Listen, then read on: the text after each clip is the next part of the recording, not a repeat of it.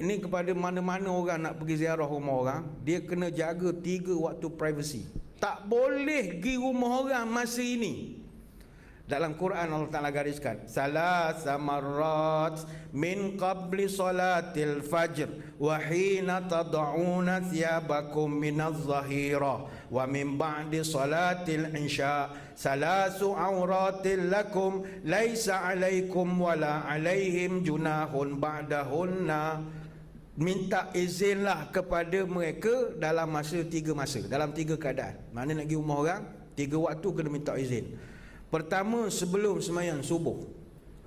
Tak pergi rumah orang buat benda sebelum subuh. La ilaha illallah. Pukul 5 nak pergi rumah orang. Nak kata bersahur dah raya. Nak kata jet lag lah katnya, balik pada Eropah, balik pada UK, jet lag, malam jadi siang, siang jadi malam. Jangan nyusah ke orang. Kita ni mata buruk. Dia pukul 5 pagi nak datang rumah orang. Tak boleh. Boleh, minta izin lah.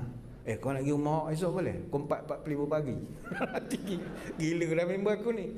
Datanglah. Aku pun pukul 5 baru tidur. Oh, sama sekufu. Datanglah, tak ada.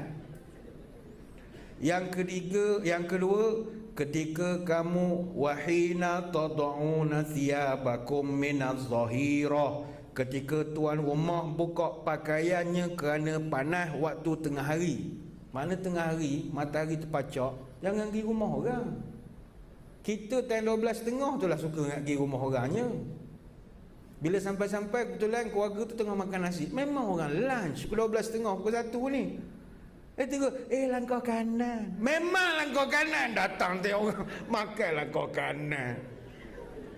Oh, tak boleh pergi ustaz ya, rumah orang tengah hari. Boleh dengan izin. Yang waktu lain tak izin pun tak apa, sampai depan rumah boleh minta lagi. Yang ini kena visa awal. Kena visa. Tak boleh visa on arrival, tak boleh. Yang ni kena mohon permit awal. Mana nak datang 12.30. Memang orang family di tengah makan. Dan ada masa-masa raya ni saya tengok ada keluarga, bila tengah hari memang dia buat masak makan lunch. Dia buat nasi putih, singgang, dia dah hamun nak makan rendang, tak daya dah belum lemak ni. Dia buat soup, clear soup, dia nak makan simple-simple. Jadi kadang dia buat tu untuk family dia je, makan dapur. Kita pula sama geli sampai ke dapur, sama duduk dengan orang tu. Bukan untuk engkau ni. Jadi minta izin dululah.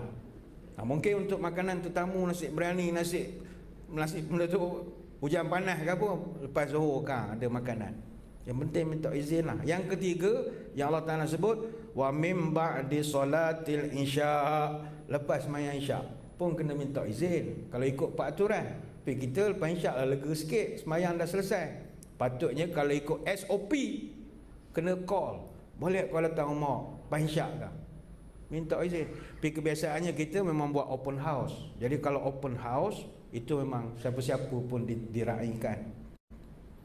Cuma tuan rumah, kalau orang tu datang, kalau tuan rumah tak selesa, jangan buat muslihat yang menipu, tak boleh. Contohnya sengaja menguap-menguap, tak boleh. Orang tu menipu tu dosa.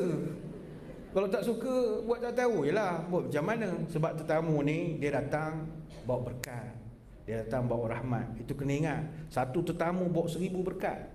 Inna dhaifa idza dakhala baitil mu'min dakhala ma'ahu alfun barakatun wa alfun rahmah. Satu tetamu bawa 1000 berkat, 1 rahmat, 1000 rahmat.